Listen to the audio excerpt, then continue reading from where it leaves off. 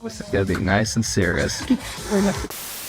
Let's be real for a second. We live in an era where streaming services are essentially just content incinerators. They throw billions of dollars into the furnace, burn through IPs like there's no tomorrow, and hope that something, anything really, sticks to the wall. And for the longest time, I thought Stranger Things' final season might be another casualty of that machine. The kids are 30 years old playing high schoolers, the plot armor is thicker than a tank, and the nostalgia bait was starting to rot. I was fully ready to come here, sit in this chair, and tell you that the magic was dead. But then, I watched the first 4 episodes of season 5 of Stranger Things, and I have never been happier to look like an absolute idiot. Because what the Duffer Brothers have delivered here is a fundamental transformation of the show we thought we knew. No more playing D&D in the basement, we are dealing with Will Byers engaging in what can only be described as a psychic nuclear war. We have the return of characters that I thought we had collectively agreed to scrub from our memories, and a version of one person that turns the entire mythology of the Upside Down on its head. This season is pretty incredible. It is cinematic, it is terrifying, and it is emotional in ways that blockbuster filmmaking has kind of forgotten how to be, and that is actually a massive problem for Netflix. See, this is Netflix's most unfortunate success. By delivering a season of this quality, a season that requires patience, craft, and genuine artistic vision, they have inadvertently highlighted just how hollow the rest of their catalog actually is. Stranger Things is ending, and once it's gone, the algorithm doesn't have a replacement for Soul. So in this video, we are going to dive into the first half of the final season of Stranger Things. We're going to look at how they fixed the mistakes of the past, why Will Byers is finally the protagonist we were promised a decade ago, and why this show might just be the last great blockbuster event of our generation.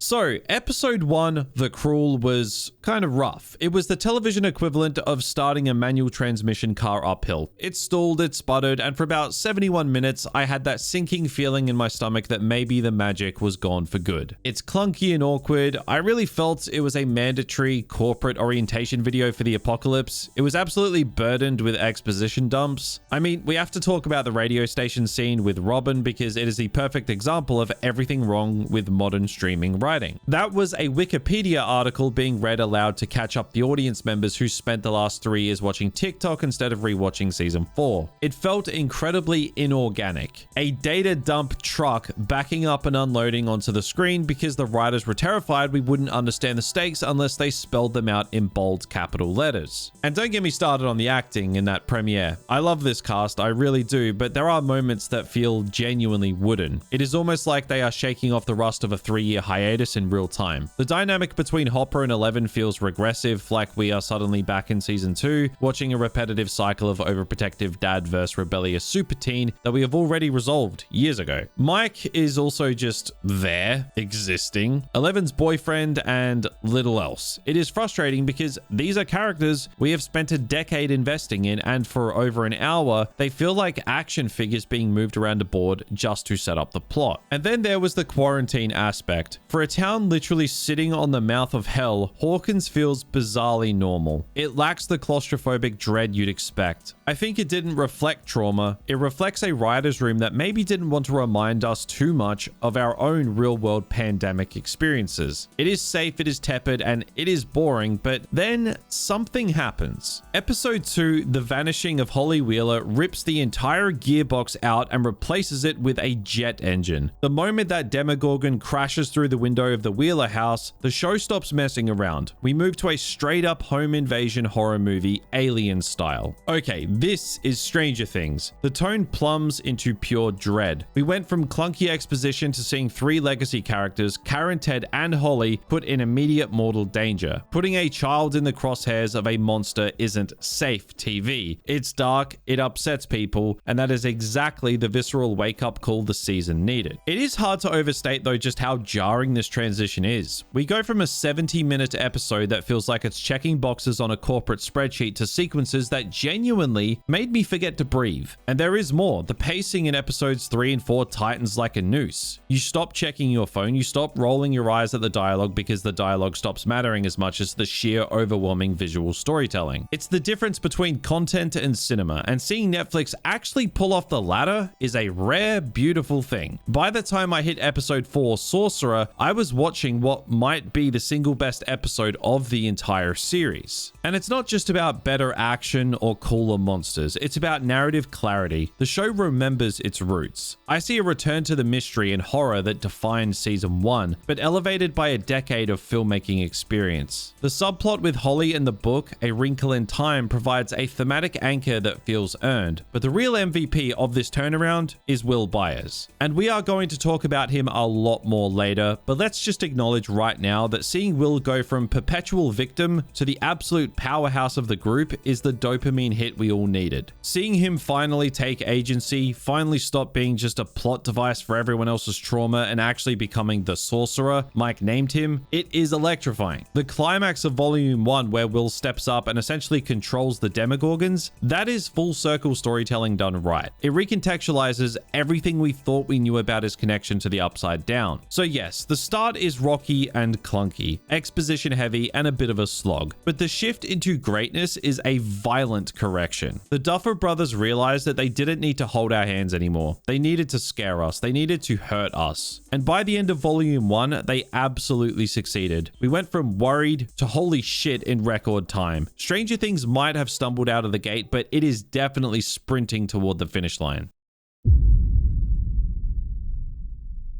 One of the most persistent criticisms of Stranger Things over the last few years is that the cast simply got too big. We had too many characters, too many side quests, and the core group felt diluted. Mike became a shouty boyfriend, Will became a walking reaction shot touching the back of his neck, and Jonathan was basically just a stoner chauffeur. Volume 1 does not just finally fix this, it actively weaponizes nostalgia to rewrite these characters back into their best selves. It's like the Duffer Brothers looked at the last two seasons, realized they had let the car drift off the road and jerked the steering wheel back to season 1. So let's start with Mike Wheeler. For the longest time, Mike has been kind of annoying. He was reduced to Eleven's boyfriend, a narrative accessory whose only function was to yell L every 20 minutes. But season 5 remembers something crucial. Mike was the leader. He was the dungeon master. And in volume 1, that Mike is back. He's strategic, he's protective, and for the first time in years, he feels essential. Watching him step up as a big brother to Holly, giving her the courage to be Holly the heroic, is a genuine highlight. He's navigating the board. Will Byers is finally the heart and the weapon. We have spent literal years waiting for Will to do something other than suffer. He has been the perpetual victim, the boy in the Upside Down, the vessel for the Mind Flayer. Everyone rightfully called him the weakest part of season 4 because he didn't do anything. Volume 1 changes that completely. Here in the first 4 episodes, Will is the most interesting character on the screen. His arc is deeply rooted in self-acceptance. The scene with Robin where she gently guides him to look inside himself for answers is a beautifully written metaphor for his queerness and his identity. It allows Will to stop being damn scared and start owning his trauma. And when he finally unleashes those innate powers in the finale, when Mike calls him a sorcerer, that is the show finally fulfilling the promise of its very first episode. Will Byers is the heavy artillery. And Lucas Sinclair is quietly doing the emotional dirty work. I always thought that Lucas has the least to do action-wise among the boys, but don't mistake lack of screen time for lack of impact. While everyone else is playing soldier, Lucas is sitting in a hospital room refusing to believe in coincidences. He is the emotional tether keeping Max relevant to the plot despite her coma. He's playing her music, looking for signs, refusing to give up. He has matured from the skepticism of season 1 into a deeply grounded young man. He represents the faith of the group, and his scenes provide the necessary emotional stakes that stop the show from just becoming a CGI monster mash. And Dustin underwent perhaps the most realistic and painful transformation. Usually Dustin is the comic relief, the glue that holds the group together with a smile, but not anymore. Dustin is grieving. He is angry. He is wearing Eddie Munson's Rings and Hellfire Club shirt like armor, and he is lashing out at everyone. It's a welcome and realistic pivot for a character who has seen too much death. He's isolating himself, much like Max did in season 4, which makes him vulnerable, but also incredibly compelling. But we have to talk about the elephant in the room, or rather, the love triangle in the room. Yes, I love Steve Harrington. We all love Steve Harrington. He's the internet's boyfriend, but the show's insistence on keeping this love triangle with Nancy and Jonathan alive is exhausting. I'd like to call it dumb and basic shit. The world is ending, people are dying, and we are still watching two grown men posture over a high school romance. It forces Steve to regress into a slightly more arrogant version of himself just to create friction, and it makes Jonathan feel even more checked out than usual. It feels trivial. It's a narrative dead weight. It's the one old card in the deck that should have been thrown out, yet the Duffers insist on playing it. Even characters we wrote off are leveling up. Karen Wheeler, yes, Mike's mum, gets a scene where she goes full Ripley on a Demogorgon to save her family. It's a stand up and cheer moment that shows that no one is on the bench anymore. Hopper and Eleven also find their footing. They start the season in a frustrating place. Hopper again is so damn terrified of losing another daughter. It feels repetitive at first, but by episodes 3 and 4, it evolves. Hopper stops treating Elle like a child and starts treating her like a soldier. When he calls her Jane, it lands. It's a relationship forged in trauma, finally finding equal footing. Now, not every new addition works though. We have to mention Linda Hamilton as Dr. K. Having Sarah Connor in Stranger Things should be a slam dunk, but right now she's sadly just a cliche. She's ruthless scientist number 4, playing the same cold calculating villain note we saw with Brenner, but with less history. It's a waste of a legend, and hopefully Volume 2 gives her something to do other than look menacing in a lab coat. But Volume 1 overall succeeds because it stripped away the bloat. It stopped treating these characters like caricatures of themselves and remembered who they were when they were just kids playing a game in a basement. It took the worn out frayed edges of the ensemble and sharpened them back into a lethal weapon. The children of Hawkins are the veterans now, and for the first time in a long time, the show is treating them with the respect they deserve.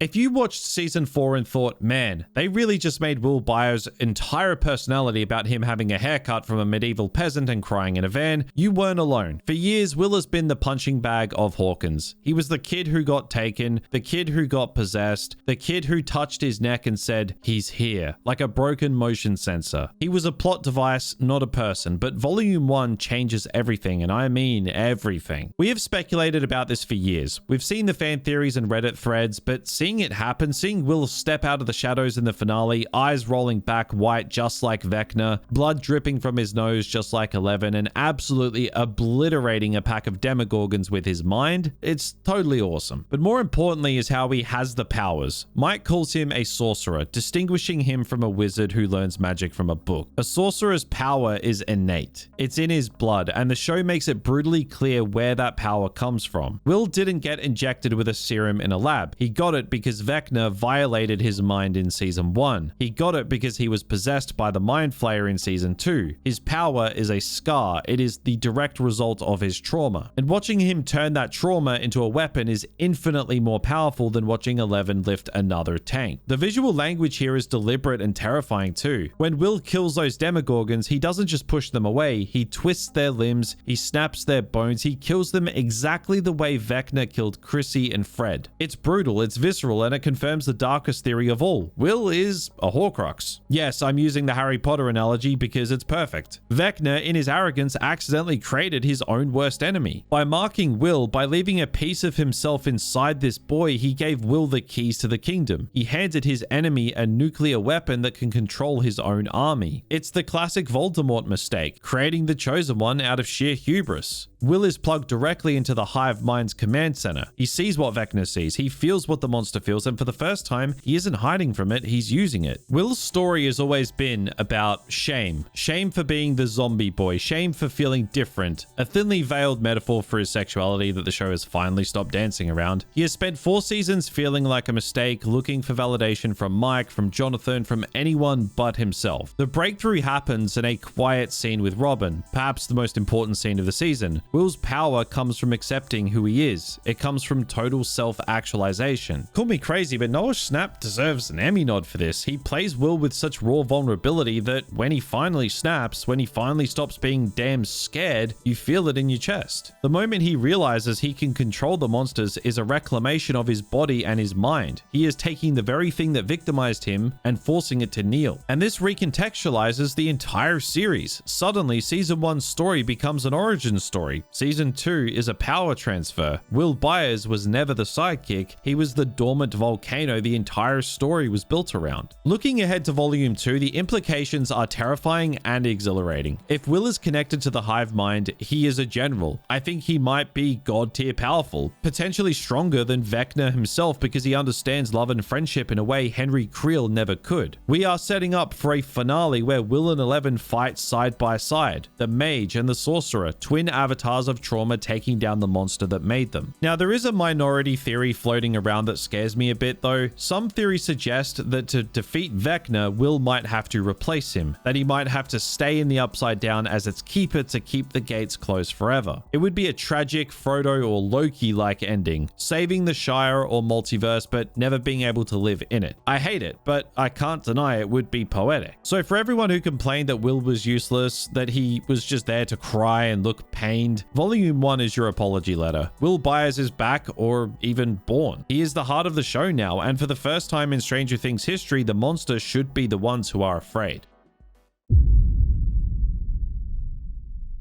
For years, we thought we knew the rules of Stranger Things. Monsters bad, psychic kids good. The Upside Down is scary, but Volume 1 handed us something completely new. Honestly, it is the most exciting and terrifying lore dump we've ever had. So let's start with Vecna's master plan. We've always assumed he was just evil because, well, he's a psychic serial killer with a god complex. But Volume 1 clarifies why he targets children, and it's darker than just easy prey. Vecna views children as malleable vessels. To him, adults are already corrupted by the constructs of humanity, time, jobs, society, the rot of the waking world. Children, however, are soft clay. They are easily reshaped. He's building a mind palace, a twisted fleshy prison inside the Upside Down that mirrors his childhood home. And he's filling it with kids he's yoinked from Hawkins. He's collecting them. He is plugging them into tubes and goo, Matrix style, to build an army of vessels to essentially colonize our reality. It turns the show from a creature feature into a story about psychological assimilation. But before we get to the new stuff, we have to talk about retcons. The Duffer Brothers are pulling a full George Lucas here, and I honestly can't decide if it's brilliant or if they are gaslighting us. If you go back and watch season 1 now, there are subtle changes. Clock chiming sounds are added to scenes involving Will's disappearance that definitely weren't there in 2016. They are retroactively stitching Vecna into the fabric of the pilot episode. On one hand, it feels like cheating. On the other hand, it makes the reveal that Will's abduction was always Vecna's plan feel incredibly cohesive. It suggests that Will wasn't just a random victim of a Demogorgon, he was a drafted soldier from day one. And speaking of day one, we have to talk about the biggest shock of the season, the return of Carly. Number 8. If you had told me a week ago that the character from the universally hated Lost Sister episode in season 2, the episode we all agreed to pretend didn't happen, would be the key to defeating Vecna, I would have laughed in your face. But here we are. The Duffer Brothers just pulled off the biggest I told you so in probably television history. Carly is fundamentally important. It turns out her illusion powers are Eleven's kryptonite. She can block L, making her a strategic nuclear deterrent. It retroactively fixes the biggest narrative mistake of the series. It validates the expanded universe experiment of season 2 and creates a fascinating power dynamic. Carly is currently being held by Dr. K, who is bringing a level of military coldness that makes Dr. Brenner look like a kindergarten teacher. While Brenner was obsessed with Papa, energy, and control, Dr. K is fighting a war. We learn she has established a base inside the Upside Down, a militarized zone protected by a massive wall. She isn't studying the monsters as other scientists in this series, she is dissecting them. She is using children as live bait to lure Eleven out. It shifts the genre of the show from Amblin adventure to Vietnam War movie. However, this brings us to the biggest question mark of the season. Who is the actual boss? If you saw the stage play The First Shadow, you know the lore is, let's call it, muddy. The play suggests Henry Creel was corrupted by the Mind Flayer. The show suggests Vecna created the Mind Flayer. Volume 1 throws a grenade into this debate. There is a growing theory, supported by the visual language of the season and the Mind Flayer puppet rhetoric, that Vecna might just be a pawn. He thinks he's in charge, playing God in his mind palace, but the Mind Flayer might be the one pulling the strings, playing a long game that even Henry doesn't understand. We also learn that Vecna is terrified, genuinely terrified, of a specific cave network in the Upside Down. Why? Because it's where he first encountered Dimension X as a child. It's the source of his trauma, the place where he was first corrupted, and guess who is hiding there? Max. She has turned Vecna's greatest fear into her sanctuary. It's a brilliant inversion of power dynamics. Volume 1 succeeds because it connects dots we didn't even know were there. It explains Will's disappearance in season 1 as a calculated move. It uses a wrinkle in time to give us a new framework for understanding the multiverse. It takes the random lore of 4 seasons and weaves it into a coherent, terrifying tapestry. We are fighting a mythology now.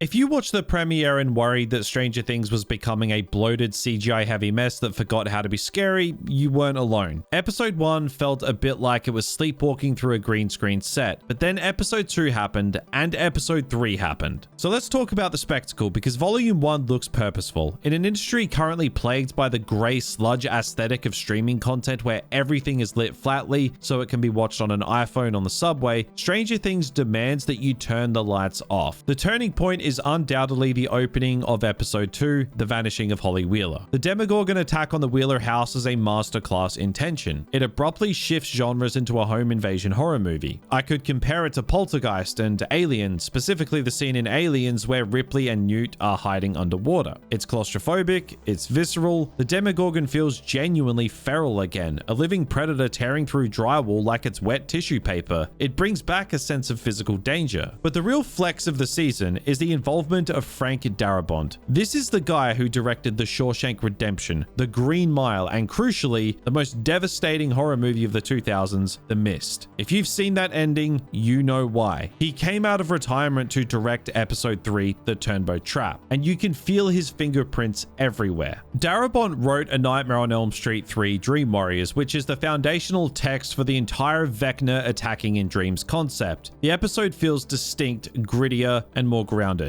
The commando-style raids in the Upside Down feel like a tactical war movie from the 80s. Darabont brings a level of craft to the action that elevates it beyond kids running from monsters. It feels like Aliens meets Red Dawn. It's muscular filmmaking, and it gives the season a texture we haven't seen before. And then there is the violence. Kids show? Now we have the Demogorgon attack on the military base in Episode 4, and it is so damn brutal. I was sitting there and saw soldiers getting ripped in half. I saw limbs flying. It's chaotic and messy and intense in a way that feels earned. The Duffer Brothers are leaning into the R rating, and it makes the threat feel real. When a Demogorgon shows up now, you don't wonder if someone will get away, you wonder how much of them will get away. Visually, the show has never looked better too. Yes, there is still a lot of green screen. It's a show about an alternate dimension. Get over it. But the practical effects blending with the CGI is seamless. The new Vecna design is particularly gnarly. He looks less slime monster and more petrified wood, like twisted roots and bone. He feels ancient, and the way he moves, jittery and disjointed, adds a layer of uncanny valley horror that works perfectly. We also have to appreciate the specific film literacy on display here. It's using visual language to tell the story. When Vecna gets shot and falls out the window, disappearing before he hits the ground, that is a shot-for-shot recreation of Michael Myers in Halloween. It tells us instantly that Vecna is a slasher villain. The tunnels in the climax being named Tom, Dick, and Harry, a direct nod to The Great Escape. Even the radio station sequences channel The Fog. These are not only empty references, they are tonal shortcuts that work. But all of this, the horror, the gore, the Frank Darabont pedigree, is just a warm-up for the finale of Episode 4. I think the climax of Volume 1 is one of the most ambitious sequences in the show's history. It is a massive cross-cut action set piece that rivals the scale of any modern blockbuster. We have multiple storylines converging, massive practical explosions, hordes of Demogorgons, and a single take tracking shot following Mike through the chaos that is technically astounding and cinematic in the truest sense of the word. Stranger Things just feels huge. It feels like an event. It feels like cinema. The Duffer Brothers understand that spectacle only works if you care about the people in danger, and by grounding the massive action in personal stakes, Will's powers, Mike's leadership, Holly's survival, they make every explosion matter. Stranger Things has evolved. It has traded the Amblin-esque wonder of season 1 for the hard-edged survival horror of late 80s cinema. It's Aliens, it's The Terminator, it's Halloween. It is a love letter to the era that birthed it, written in blood and gasoline. And if this is just the warm-up for the final episodes, we are in for one hell of a ride.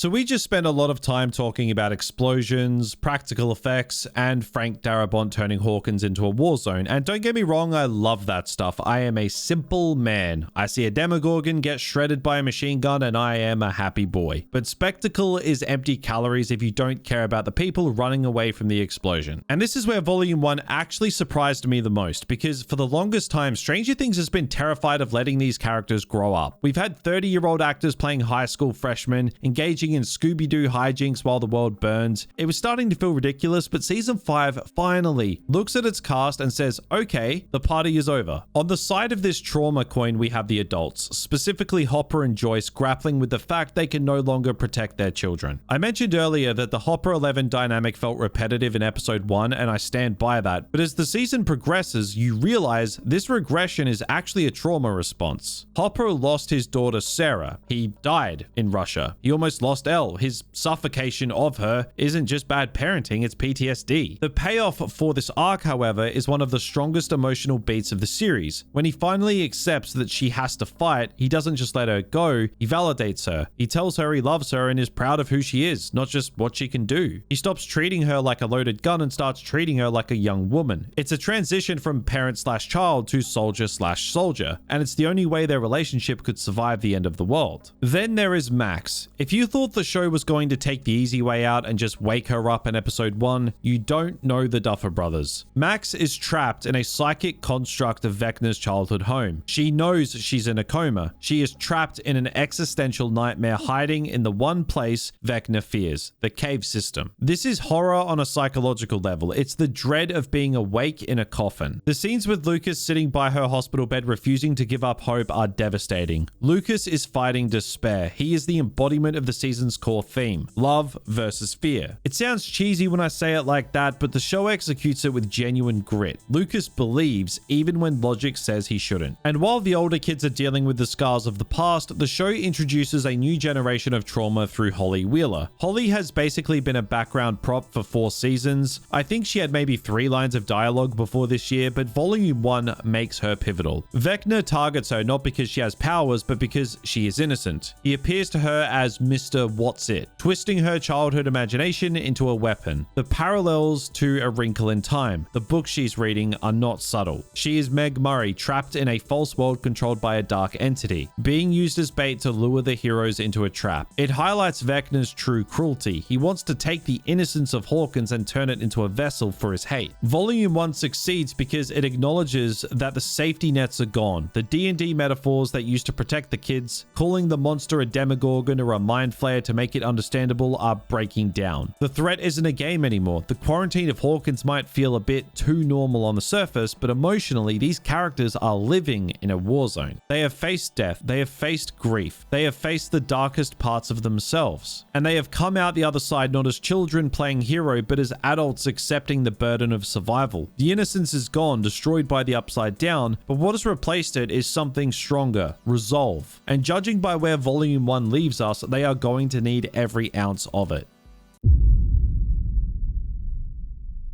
Now look, I'm not going to sit here and glaze this show for 40 minutes straight. I know I just spent the last 3 chapters comparing the Duffer Brothers to basically Spielberg and Cameron, and I stand by that, but we have to be real. We have to take off the nostalgia goggles and look at the cracks in the foundation, because there are cracks, and some of them are big enough for a Demogorgon to crawl through. Now, we talked about this earlier. If Volume 1 is a Ferrari engine, Episode 1, The Crawl, is the rusty garage door that it had to crash through to get onto the road. But the issue goes deeper than just a rocky start. The show is suffering from a severe case of character bloat. Now, I love this ensemble, I really do, but when you have 20 main characters, someone is going to get shortchanged, and right now, that person is 11. For the first half of this volume, the most powerful character in the show is reduced to a plot mechanic. She is a weapon waiting to be fired. She lacks the internality that Will has. Her scenes feel like functional checkpoints: train, fail, get stronger, repeat. It's an anemic character plot for the girl who who started it all. This and the absolute weakest link, the thing that makes me want to throw a brick at my TV, the love triangle we talked about earlier, this bleeds into a larger issue, the lack of urgency. I feel a weird disconnect in the pacing. Holly Wheeler, Mike and Nancy's little sister, is kidnapped by a demon dimension. Yet we still have scenes of relationship drama that feels like they belong in a John Hughes movie, not a survival horror. There isn't enough hysteria. Hawkins is under quarantine, occupied by the military and rotting from the inside out, yet it feels oddly normal. It feels safe. It feels like the show doesn't want to remind us too much of real-world trauma, so it pulls its punches on the atmosphere. We need to feel the claustrophobia of a town under siege, but instead, we got a light version of the apocalypse. And this brings us to the structural risk for Volume 2. We have 4 episodes left. That is not a lot of runway to land a plane this big. The plot right now is incredibly straightforward. Stop Vecna. And while that worked for Volume 1, Stranger Things is at its best when there is a central mystery, a puzzle to solve. Right now, the puzzle is solved. We know the villain, we know the plan, we know the stakes. The risk is that the finale just becomes a 4-hour CGI light show with no intellectual intrigue. I worry that the show is struggling to find what to do with all these characters. Dustin feels isolated in his grief, Joyce is dangerously close to just being Hopper's sidekick again, and the plot is hurtling forward so fast that emotional beats might get trampled. There is a backstage vibe of needing to wrap things up, which can lead to rushing. We saw it with Game of Thrones, we saw it with Lost. When you prioritize destination over the journey, you trip. Volume 1 did a heroic job of course correcting after a shaky start, but the cracks are there. The love triangle is a tumor on the narrative, the character bloat is suffocating the leads, and the simplicity of the Kill Vecna plot might leave us feeling empty if there isn't one final mind-bending twist waiting in the wings. The Duffer Brothers have set the stage for a legendary ending, but if they spend the final 4 episodes arguing about who Nancy should date while the world burns, they are going to fumble the ball on the 1-yard line. And after 9 years, we deserve better than that. Now, we need to look at the board and realize that the pieces have shifted. For 4 seasons, the power dynamic was simple. 11 is the tank, everyone else is support. If L can't lift it, blast it, or scream at it until it disintegrates, the party loses. But the finale of Volume 1 has fundamentally broken that meta. We aren't looking at a solo act anymore, we are looking at a nuclear triad. Let's talk about the power trio. I think it is important because it changes the math of the final battle completely. Vecna is fighting an army. First, we have 11. The raw power. Second, we have Will, the sorcerer. And third, and this is the wild card, we have Carly. The fact that Dr. K has been keeping her on ice suggests that she is the tactical edge. If she can use her illusions to block or disorient Vecna, she creates the opening for Elle and Will to land the killing blow. We are moving toward a Captain America Civil War style beatdown where Vecna finds himself outnumbered and outgunned by his own creations. It's no longer a horror movie where the monster hunts the kids, it's an action movie where the kids hunt the monster. But while the A-team is assembling, we have to talk about the person missing from the lineup, Max. She is still in a coma, she is still broken, but Volume 1 drops massive hints that she is far from out of the fight. She is trapped in Henry's prison, his mind palace constructed from his memories, but she has found a glitch in the Matrix. She is hiding in the cave system, the one place Vecna fears because it represents his original corruption by Dimension X. It's a tactical advantage. Max is behind enemy lines, and the tether keeping her there? Music. Lucas playing Kate Bush on loop is a lifeline. It seems that Max has been steeped in Henry's mind for so long that she might be undergoing a transformation of her own. There is a very real possibility that Max wakes up with powers, or at least the ability to manipulate the mind palace from the inside. She is the saboteur. However, not everyone is making it out of this season alive, and if we look at the narrative structure cynically, which is my favorite way to look at things, there is a giant neon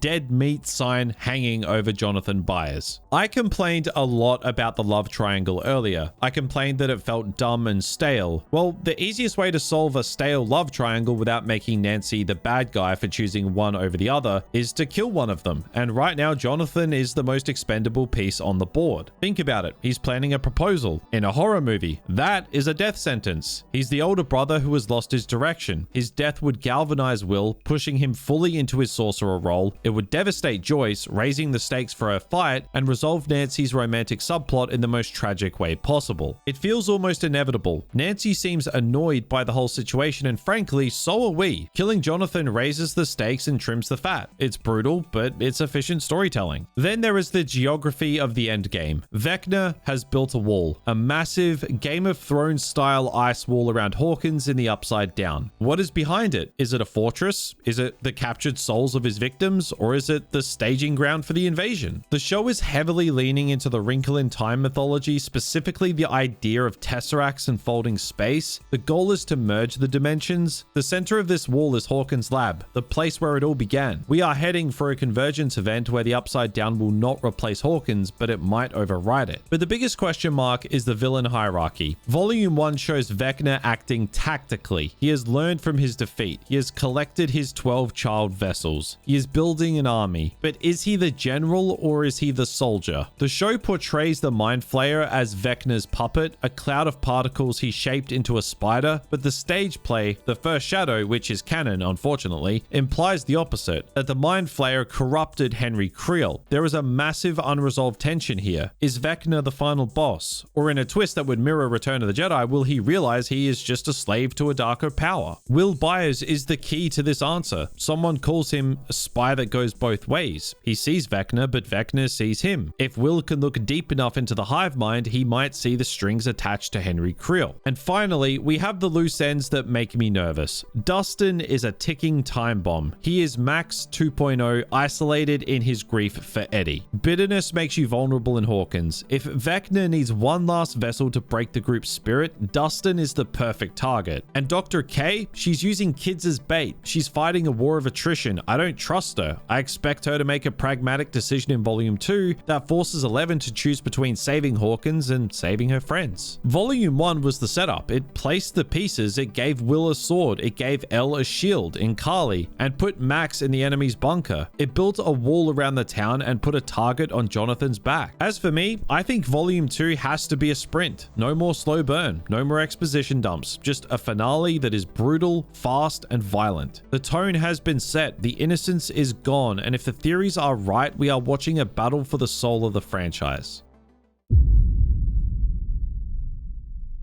So, Stranger Things is back, and it is arguably better than it has ever been. This is Netflix's most unfortunate success. Unfortunate because it proves that the content farm model doesn't work. You can't algorithm your way to a season like this. You need time, you need care, you need a vision. Volume 1 demands your attention. It demands that you turn off the lights. It is in the truest sense of the word a blockbuster. The Duffer Brothers have pulled off a magic trick here. They took a sprawling, bloated mythology and managed to bring it full circle. By returning the show to the dread, mystery, and horror of season 1, they have reminded us why we fell in love with Hawkins in the first place. They took Will Byers and turned him into a sorcerer. They took Mike and made him a leader. They even took Carly and made her a necessity. That is confident writing. That is a creative team looking at their flaws, owning them, and fixing them. Yes, the start was clunky, but once the show found its rhythm, it flew. If Volume 2 can stick the landing, if it can resolve the Mind Flayer vs. Vecna debate, give Max her moment of glory, and please, for the love of God, kill the love triangle, then Stranger Things won't just go down as a hit, it will go down as the defining pop culture event show of a generation. And honestly, I'm not ready for it to end, but if this is how we are going out, I'm enjoying the ride. So that is my breakdown of Stranger Things Season 5 Volume 1. Do you agree that Will is finally the MVP? Do you think Vecna is just a puppet? Or are you just watching for the plot? And by the plot, I mean Steve Harrington's hair. Let me know your theories in the comments down below, especially if you have a